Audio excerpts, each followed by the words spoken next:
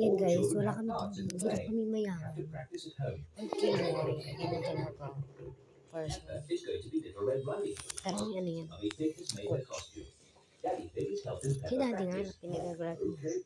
Rep pa, madaming bayarin be. Ayan lang ang meron. Ano, tapos ito lang. Ano yan? Ayun lang. Walang pambayad yan be. Patayin na nga lang natin. Charot. Tignan natin yung sa baba. Ay wow, puro naman inumin. Tapos po, ano kakatas. Tapos kape, tapos tumbler. Kape naman to ni Mama. Pasit kanto. Ayan na, laki ni Chicken. Tapos pasit kanto. Tubig na naman. Hindi naman pag-grocery. Video ko guys. Video ko. So, nag-grocery sila. Basta anda, magpapasili ko, galaw-galaw din, pabay time. Wala lang ako palagi time. Yung ginagawa ko sa bahay, pasok, tulog, kain, cellphone. Dapat ganito guys.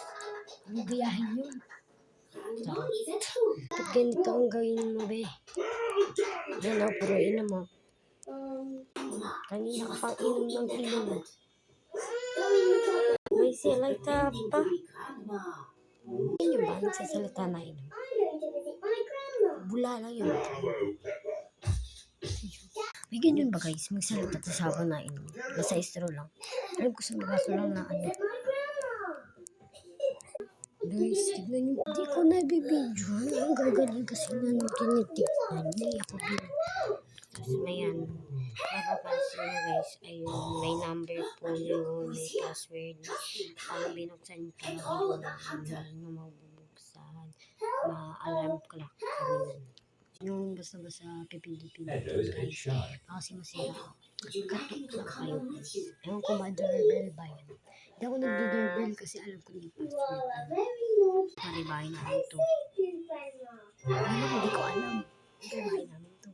Ay namin ito. CCTV pa kami dan.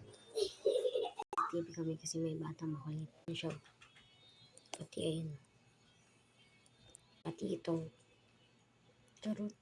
Anong saan kami namili yung mga ano na yan. Hindi ko alam. Basta yung iba TikTok shop, pinsan Facebook.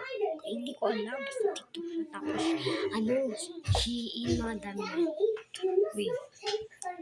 Si babay.